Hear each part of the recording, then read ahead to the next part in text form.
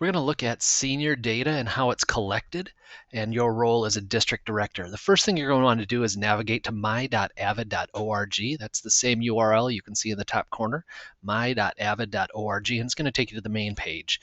Now, my page may look a little bit different from yours, but the blue banner at the top will be the same, and we're going to start with data collection. And so you can see when I hover over the blue bar on data collection, you can see secondary senior data entry system, and that's where we're going to want to navigate to as we talk about senior data.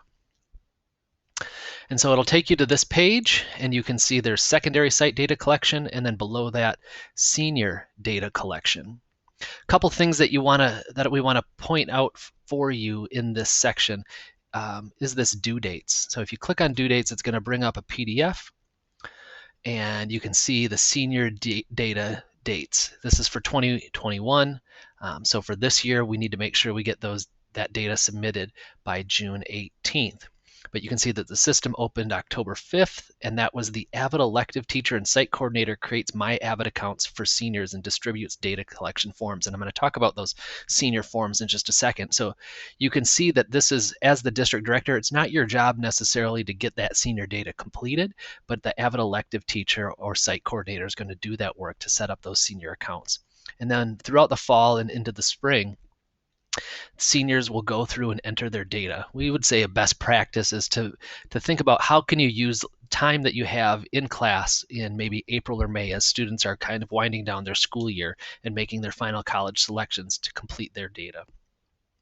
But we want to get that data submitted by June 4th. The Avid elective teacher will review it all, and then he or she will forward it on to Avid Center. So as a district director, you don't have to do anything to move that data along. It comes straight from the Avid elective teacher to Avid Center. And why is this data important? Well, for a couple reasons. It provides us longitudinal data on your seniors, so we'll track them using the clearinghouse. How do they do in college? Do they persist beyond year one, et cetera, et cetera? But it also helps you look at kind of your return on investment. What is the impact on a per student basis over time of the Avid elective? So this timeline is a great thing to come through and download early in the fall as a way to keep track of kind of your various requirements for data collection, whether it's site data, certification data, or as we're talking about right now, senior data. Beyond that, there is a data form.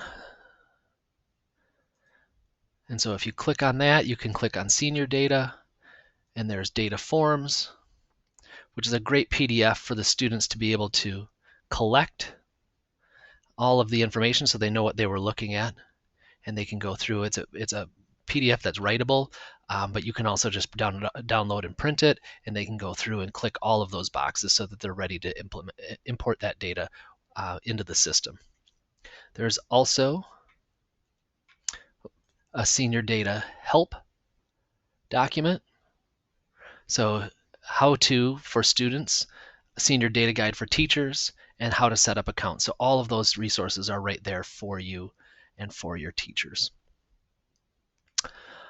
Ultimately, what will happen when you get to this site is you, as the DD, are going to want to check the form status tool.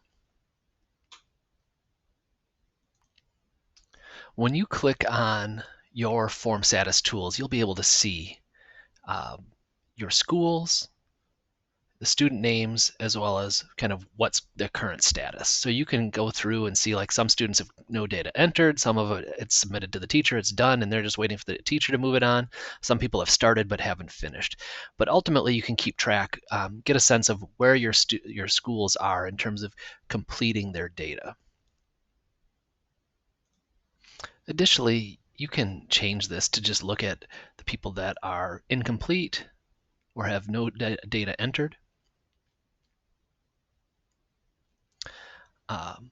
So we can provide some additional guidance for our school site staff to make sure that they get their students' data completed and submitted on time.